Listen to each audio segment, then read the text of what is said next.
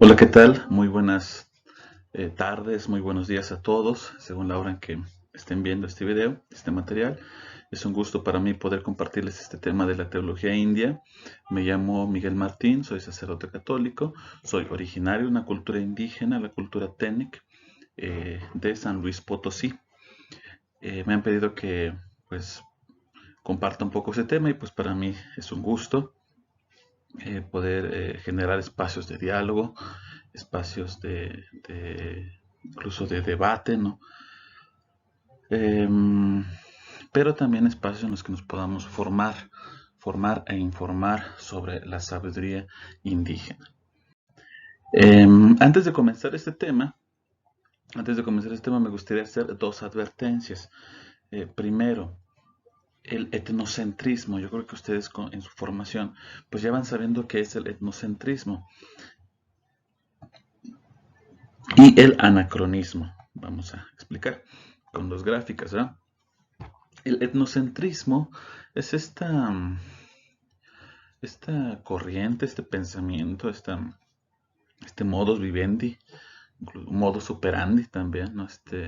En el que una cultura se siente superior a la otra y todas las, toda la lectura que se va a hacer sobre, sobre esta otra cultura va a partir de la que se cree superior.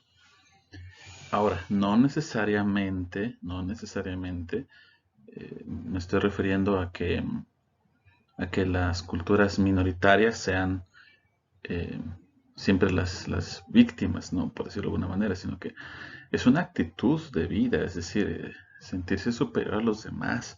Y puede ser en culturas minoritarias o en culturas mayoritarias, ¿no? Burlarse, ¿no? Aquí tenemos una imagen, ¿no? Este gráfico, ¿verdad? Que finalmente son dos actitudes pues muy similares, por no decir iguales, pero la mayoritaria, ¿verdad? Juzga a la otra. Pero como decía, ¿verdad? También puede ser que de esta, aunque sea minoritaria, también se juzgue. Por eso me refiero más a que es un estilo de vida, ¿verdad? Pues decía, es un modus vivendi y un modus operandi. La segunda cuestión que quisiera advertir antes de comenzar este tema son anacronismos. Por aquí puse una imagen, ¿no? Aquí unas personas como de la era victoriana, eh, con una, con una, con una laptop, ¿no? Una laptop. Eh, quisiera señalar eso porque el anacronismo es juzgar el pasado, en este caso, con categorías del presente. Y ese es un riesgo que corremos siempre, muy similar al etnocentrismo. Si el etnocentrismo es juzgar una cultura a partir de las categorías personales, de las propias, el anacronismo pues es juzgar el pasado o otros tiempos con categorías del presente, lo cual siempre es un riesgo. Pero también hay que ser críticos, ¿no? No siempre podemos escapar de esas dos actitudes, ¿no? Necesariamente para adentrarnos al mundo de otra cultura, pues tenemos que partir de nuestras propias categorías, de nuestros propios conocimientos, de nuestra formación. Y necesariamente para poder analizar, para poder ver la historia, pues tenemos que partir de lo que estamos viviendo el día de hoy. Sin embargo, pues siempre uno busca mediar, ¿no? Trata de ser respetuoso, trata de ser lo más objetivo posible.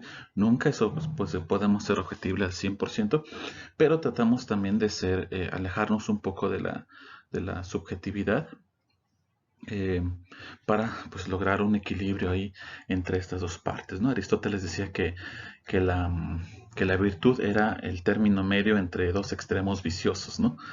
Entonces en esta ocasión pues trataremos de ser virtuosos y más para adentrarse al mundo de la teología india, porque están muy presentes estas dos cosas, ¿no? Es decir, para poder comprender el pensamiento indígena, pues incluso el mundo indígena tiene que entrar en diálogo con eh, bajo las premisas occidentales. Y los que se adentran a conocer tanto el pensamiento, la teología indígena, pues también lo hacen desde sus propias categorías. Entonces, eh, y el anacronismo, pues, eh, el tiempo, ¿no? La forma en que nosotros vemos el tiempo, esta manera lineal de mirar el tiempo, la necesidad de la trascendencia en el tiempo, ¿no? Esa es como la forma mm, más tangible, ¿no? Más patente de ver cómo es nuestro deseo de trascender, ¿no? A partir de ese tiempo lineal. Para los pueblos indígenas, nos hemos dado cuenta que el tiempo no es lineal, sino que es de alguna manera, podría decirse circular o en espiral, ¿no?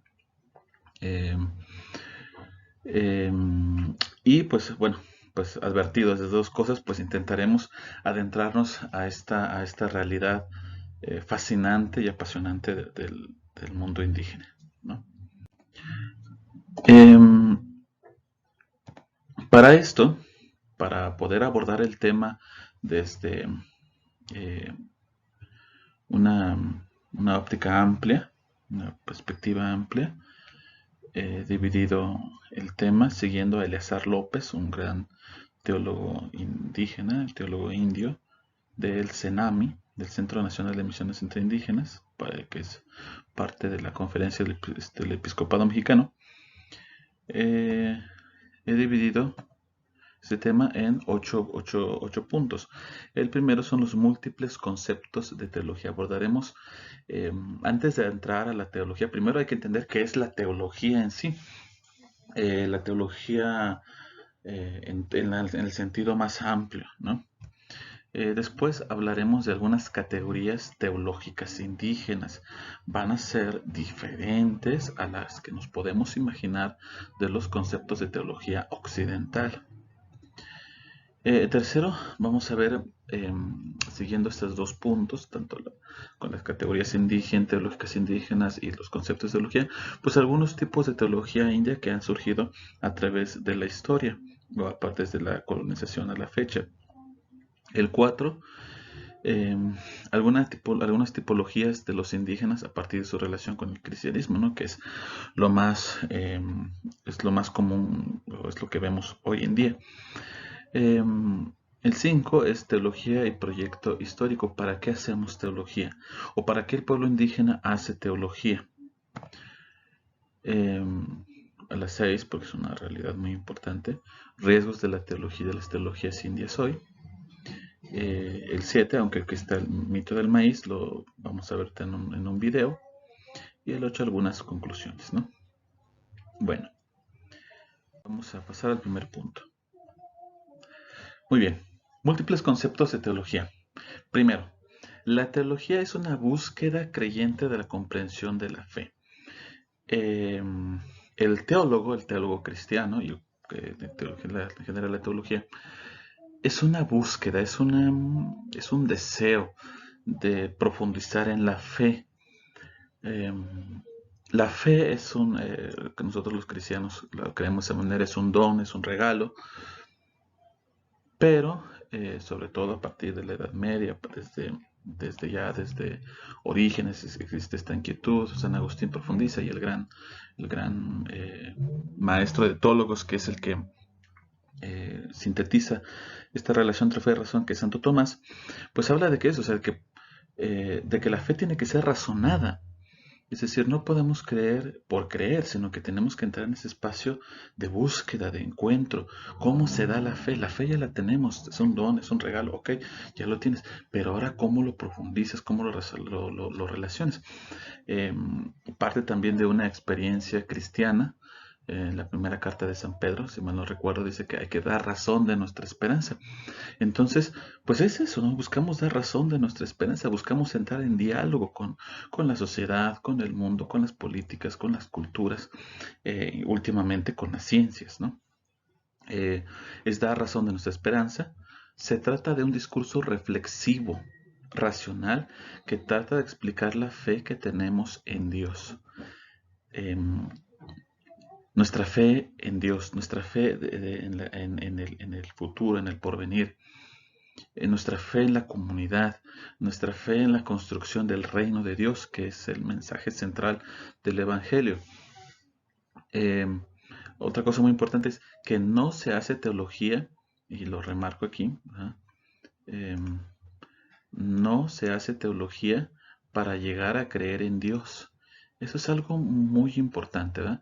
La teología no es tanto una eh, ¿cómo se llama esto? Como propaganda, ¿verdad?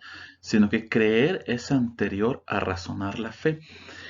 Los teólogos, los teólogos buscan profundizar, lo que insisto, profundizar esta fe que han recibido. No se puede hacer teología sin el presupuesto de la fe, porque si no, ¿sobre qué trabajarías, no? Sobre qué razonarías, sobre qué investigarías.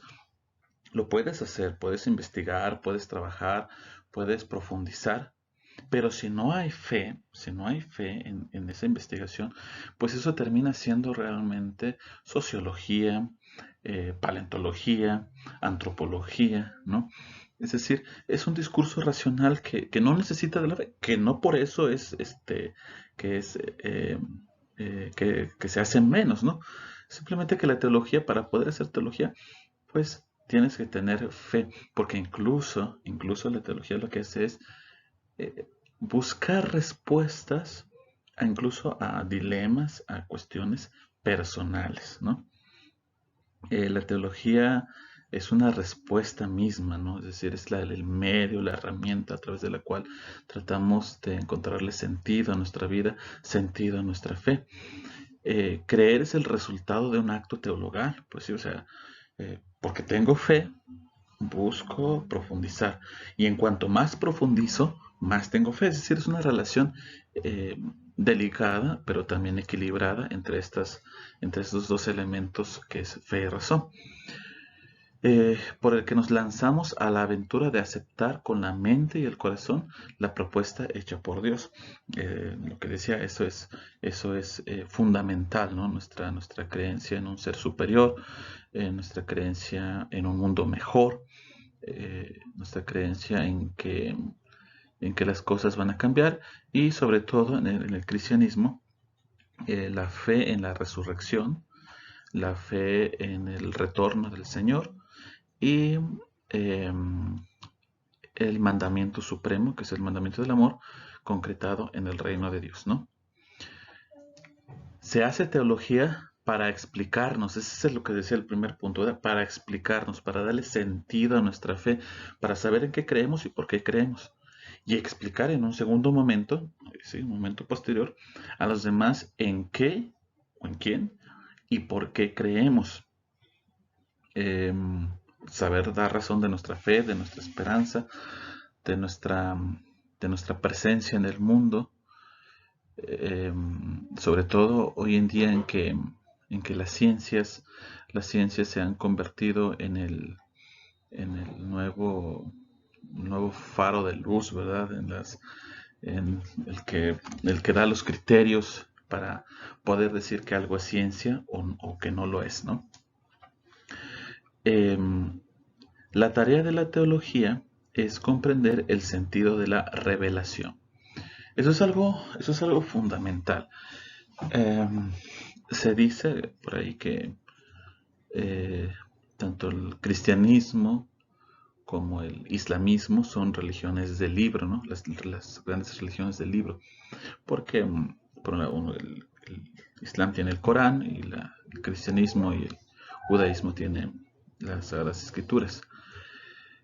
Eh, y hay algo fundamental, el sentido más profundo que es la revelación. Hay un texto bíblico, hay un texto bíblico que es Juan 1:14, si mal no recuerdo, en el que dice Juan, y la palabra se hizo verbo, la palabra de Dios se hizo verbo, se encarnó.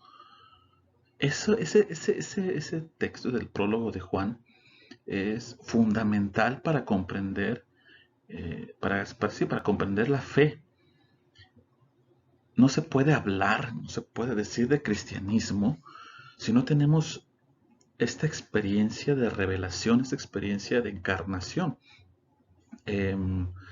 Ese es el criterio hermenéutico, el criterio exegético, con el cual se va a leer todas las sagradas escrituras, con el cual se va a leer los libros históricos, el Pentateuco, los profetas, los salmos, y desde el cual, con ese criterio hermenéutico, se va descubriendo cómo la historia del hombre, del ser humano, se ha ido preparando para ese momento crítico de la revelación.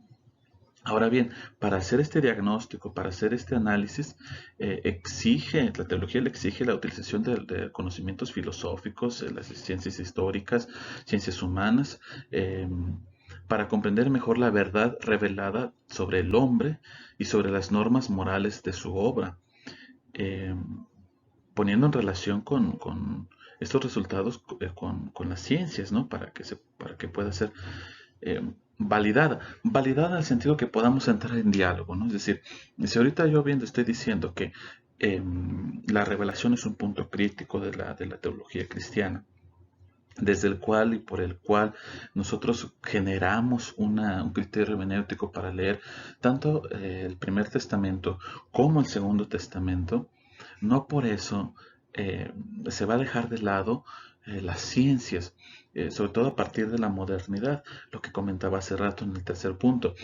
Para que nosotros podamos decir que algo es válido, que algo es cierto, hablar de certeza, prefiero hablar de certeza más que de verdad, para que pueda decir que algo es certero, pues tenemos que entrar en diálogo con estas ciencias modernas. La teología entra en diálogo, por eso utiliza la antropología, ¿no? Se basa en la antropología, se basa en los conocimientos científicos modernos, se basa en la sociología, se basa en la historia, la historiografía, se basa en la filosofía bastante para elaborar categorías, etcétera. Es decir, es un mundo realmente apasionante, ¿no? Apasionante el de la teología. La teología es un producto que se sirve de herramientas y conocimientos creadas por las culturas de los pueblos. Eso es algo fundamental. Hace rato yo advertía del etnocentrismo y del anacronismo. Sin embargo, y quiero reafirmarlo, no podemos decir que, que la teología eh, pues pues nace de la nada, ¿verdad? No, claro que no. Nace de ciertos espacios, de ciertos momentos históricos incluso. Crea sus discursos a partir de eso. Eh, Ahorita vamos a ver que la teología india incluso, la teología india pues es un discurso relativamente reciente. Incluso yo creo que adquirió mucha fuerza en los años 80, 90 y hasta la fecha, pero es un tema relativamente nuevo. No que no asistiera teología india, sí la había. Se habla de la teología india de las montañas o la teología india clandestina, porque pues hubo un momento en que la iglesia pues perseguía todo aquello que no que, que, que se creía que no iba conforme a la revelación, eh, pues en un momento histórico, ¿no? Que pues era la certeza de ese momento, ¿no? Sin decir que estuvo bien, que estuvo mal, pues ese era el momento histórico, ¿no? ¿Cuáles son esas categorías teológicas indígenas? Eh, Cuando hablamos de categorías, pues pensamos en tiempo, pensamos en espacio, incluso pensamos en dentro de los espacios, pues las culturas, eh, la lengua, ¿no? Varios puntos.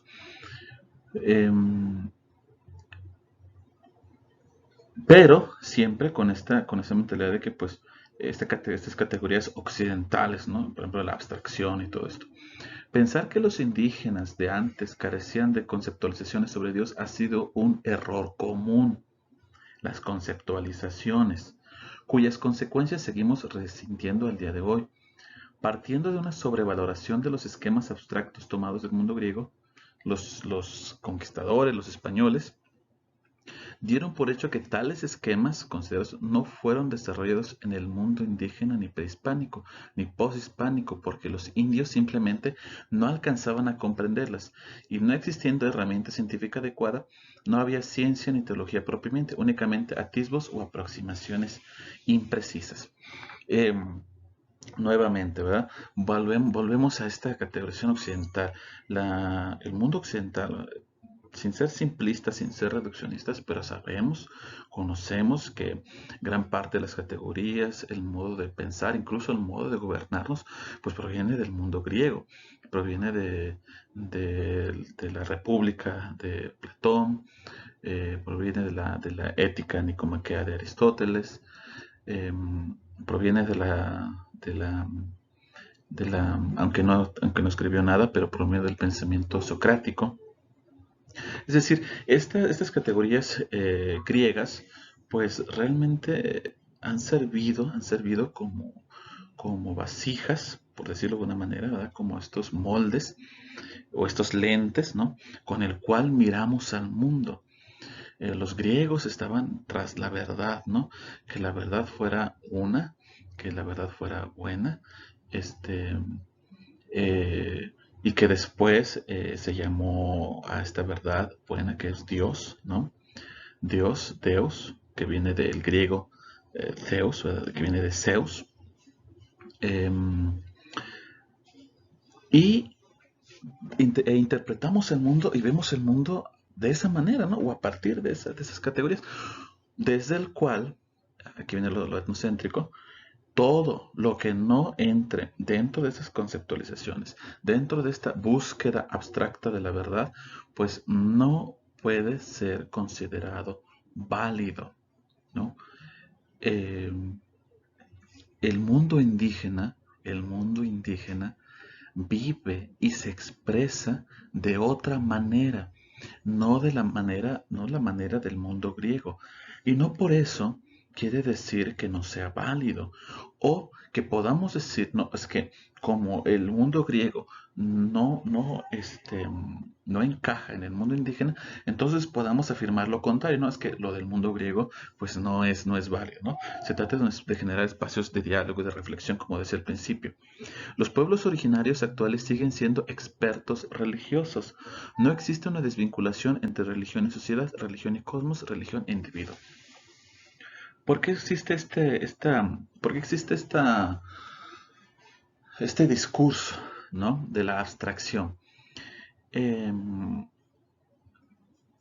el mundo hebreo, propiamente, el mundo del primer testamento, es un mundo muy similar o parecido al mundo indígena.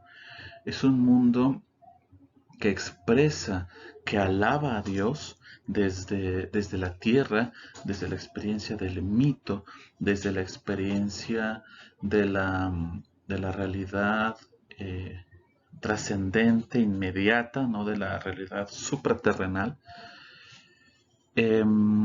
Cuando nace el cristianismo, propiamente cuando nace el cristianismo, lo que sucede es que por las categorías occidentales, sobre todo con los padres de la iglesia, aquellos hombres que se convirtieron al cristianismo o nacieron ya dentro del cristianismo, y que para comprender el sentido de la resurrección y de toda la experiencia eh, de, de los primeros apóstoles, pues usaron lo que tenían a la mano en ese momento, ¿no? Que eran las categorías griegas. Entonces, una experiencia vivencial, existencial, que se venía narrando en las Sagradas Escrituras, en el mundo hebreo, terminan siendo narradas o explicadas desde otra cultura, y en ese sentido pues van perdiendo valga la redundancia de la palabra, van perdiendo el sentido del texto mismo, ¿no? Fue un filósofo, Anselmo de Canterbury, quien era obispo, quien comienza, que ya eso fue ya en el año 800, si mal no recuerdo, en el año 800 después de nuestra era, quien saca propiamente esta experiencia del Dios, de Dios, del mundo hebreo, es decir, un Dios existencial, un Dios con el que dialoga con su pueblo, un Dios que a veces se enoja, un pueblo también que se enoja con su Dios, pero que al final terminan siendo un pueblo y un Dios que se aman, ¿no?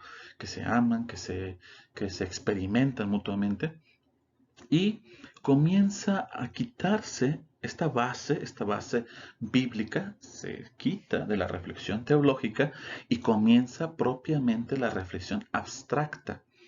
Eh, entonces se habla de la ontologización de Dios, ¿no? Es decir, vamos a pensar en Dios, vamos a hablar de Dios como categoría, como filosofía, como ente, si Dios existe, si Dios no existe. Y comienzan toda esta narrativa, ¿no? Esta narrativa eh, más filosófica. Cuando bueno, perdón, y sigue Anselmo, sigue Abelardo, sigue San Alberto, hasta Santo Tomás, ¿no? Y ya con Santo Tomás se hace una megasíntesis de todo este discurso, de todo este espacio de reflexión, y eh, pues termina siendo como el criterio por el cual se va a hablar y se va a discernir todo sobre Dios. Entonces, eh, para que algo tenga validez, pues tiene que ser esta reflexión abstracta, racionada, lógica, ¿verdad? Con premisas, con conclusiones válidas. Es el antecedente propiamente del mundo de la ciencia, lo que después esto se le va a llamar como la escolástica, eh, porque pues nacen de las universidades, estos lugares. Y todo lo que no sea eso, pues no, no es válido. Entonces, ¿qué oportunidad tendría frente a esta realidad en la que llegan los colonizadores? ¿Qué oportunidad tendría el mundo indígena? Eh, pues existe una desvinculación entre religión en sociedad, religión y cosmos, religión e individuo. Eh, Porque ni siquiera por ahí decían que la filosofía y la teología da respuestas a preguntas que nadie se hace, ¿no? Eh, es un poquito exagerado, pero algo de razón también tiene, ¿no? La experiencia indígena nace de eso, de una experiencia. Tenemos, por ejemplo, a los Teutlatoli. Esta, esta, este grupo, los Teutlatoli, ¿verdad? Es esta primera experiencia como eh, de abstracción de Dios, ¿no? Esta palabra Teutlatoli es una alusión a Dios que habla y hablar de Dios. Esto es de los náhuatl y esto sería lo más próximo que podríamos decir que existe hacia este mundo Dios, hasta este Dios abstracto, ¿no? Del occidental. Y se da en una época en que los pueblos lograron condiciones de desarrollo económico capaces de sustentar una clase sacerdotal dedicada exclusivamente a a la tarea teológica. Se trata de la elaboración de una teología refinada cuya esencia radica en el manejo de la palabra divina, que es la palabra creadora de vida. Entonces, si bien para nosotros, para el mundo occidental, las categorías son de abstracción, son todo lo que tiene que ver con, la, con el discurso razonado de Dios o un discurso lógico de Dios, para el pueblo indígena existen otras categorías. Cantar, por ejemplo, ¿no? Eh, por ejemplo, los mazatecos. Los mazatecos es una lengua tonal, tiene por lo menos una palabra, incluso puede tener 8 tonos. Ellos se comunican silbando, ¿no? Eh, Cantar es una forma de comunicarse con Dios.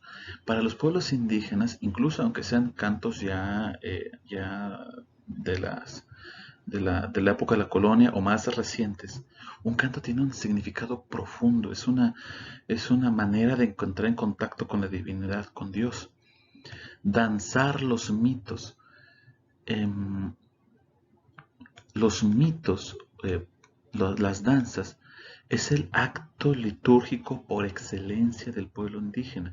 La liturgia La liturgia, al menos en el cristianismo, lo que trata de hacer es actualizar un misterio, es decir, algo que sucedió hace mucho, se actualiza en el momento, no se recuerda, no se, no es meramente memorial, o al menos no en el sentido más básico de la palabra. La liturgia es esa actualización de un misterio, es decir, volver a ser, volver a vivir lo que sucedió. Danzar el mito. El mito es esta narrativa, esta narración puede ser del origen del mundo, del origen de algo que le dé sentido a la cultura, porque sin mito no hay sentido, sin mito no hay cultura, sin mito no hay sociedad incluso, ¿no?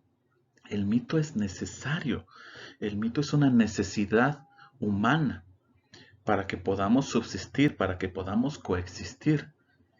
Para los pueblos indígenas danzar es eso, es decir, danzar es actualización, actualizar la razón por el cual estamos en este mundo, ¿no? La razón por el cual convivimos, la razón por el cual coexistimos. Eh, la danza está también presente en las Sagradas Escrituras, ¿no? El rey David que danza, ¿no? Los profetas que danzan. Eh, la danza es eso, esa es la, la liturgia por excelencia, ¿no?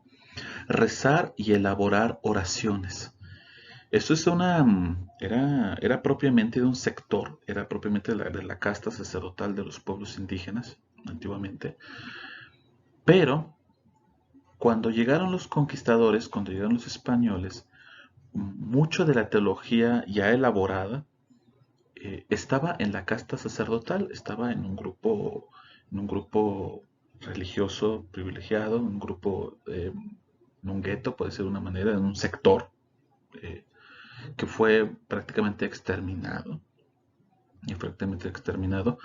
pero que sobrevivió, esta intuición sobrevivió en las escalas bajas. Entonces, al día de hoy, por ejemplo, en muchos de nuestros pueblos se pueden ver devociones, que es todo un espacio de descubrimiento teológico, ¿no? Es un espacio de historia, ¿no? Incluso de ver cómo ha ido eh, progresando nuestros pueblos, eh, desarrollando, por no decir la palabra, evolucionando, ¿no?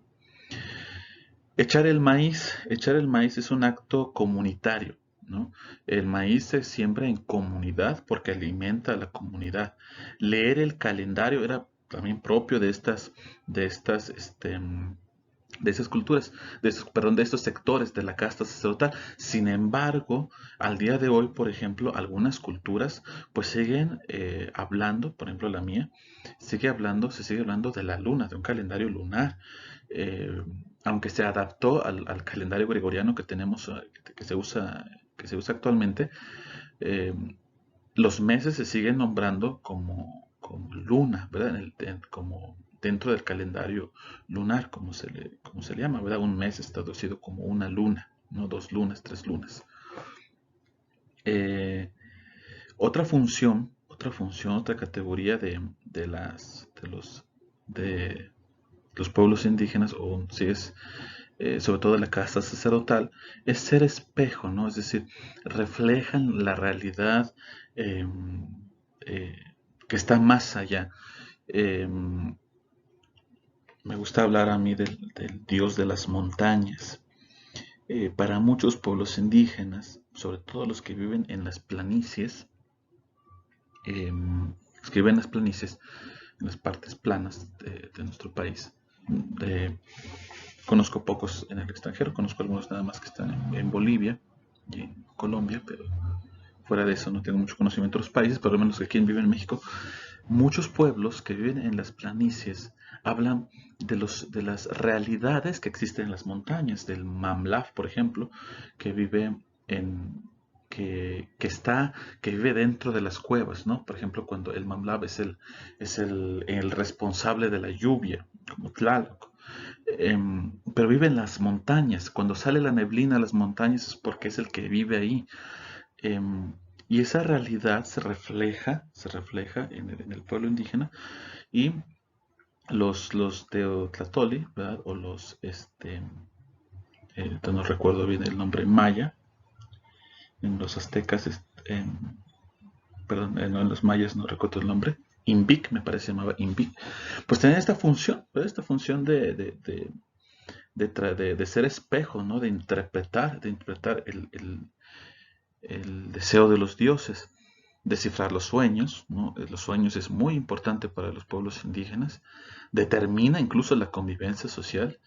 Y otra cosa muy importante es la memoria agradecida. El pueblo indígena es agradecido por naturaleza. Bueno, como tengo 40 minutos nada más, iré aquí un poco más rápido. Eh, ¿Cuáles son los tipos de teología india? Eh, Recordemos que esto nada más es una aproximación. Es una aproximación. Eh, Dado que no podemos tener una certeza real más que por lo que podemos intuir incluso de los pueblos indígenas actuales. Lo primero es, tenemos una teología original o previa. Es la teología que surgió en las montañas, que se enmascaró de cristianismo, se formuló en espacios disponibles o se hizo clandestina. Cuando se habla de se enmascaró de cristianismo, hay que tener mucho cuidado de no llamarle o de no decir sincretismo, ¿no? Cuando decimos es que hubo mucho sincretismo, hay que tener cuidado con esta palabra porque el sincretismo supone que una cultura es superior a la otra y que una tiene la verdad. Realmente es un juicio moral, incluso no es que uno está mintiendo y el otro tiene la verdad, ¿no? Yo creo que ese es el enmascarado de cristianismo es el pueblo cristiano, el pueblo indígena lo asumió, lo adaptó y lo traspasó a su experiencia, ¿no? No se puede hablar de una sola teología india. Existe multiplicidad de teologías indias. Particularmente, ese es un punto en el que trato de tener cuidado, porque en mi experiencia con varias culturas, cada cultura tiene un mundo particular de ver el mundo. Aunque sí existen elementos comunes, pero la geografía, la lengua, incluso la alimentación, muchas cosas determinan y cambian las perspectivas, ¿no? Eh, Existen bloques culturales determinados por la geografía, lo que mencionaba, ¿no? Por ejemplo, pues aquí en Mesoamérica, ¿no? Tenemos hacia el norte las culturas nómadas y hacia el sur, pues algunas culturas que se desarrollan en algunos aspectos, ¿no? Como la arquitectura, las matemáticas, etcétera, ¿no? El tipo de desarrollo cultural también es causa de diversidad. No es lo mismo ser un pueblo nómada que uno sedentario, no es lo mismo tener una cultura netamente agrícola que ser de una cultura urbana, ¿no? Lo que estaba mencionando ahorita. Eh, Algunas tipologías, ¿verdad? Que es una forma de acercarnos a esta realidad, ¿verdad?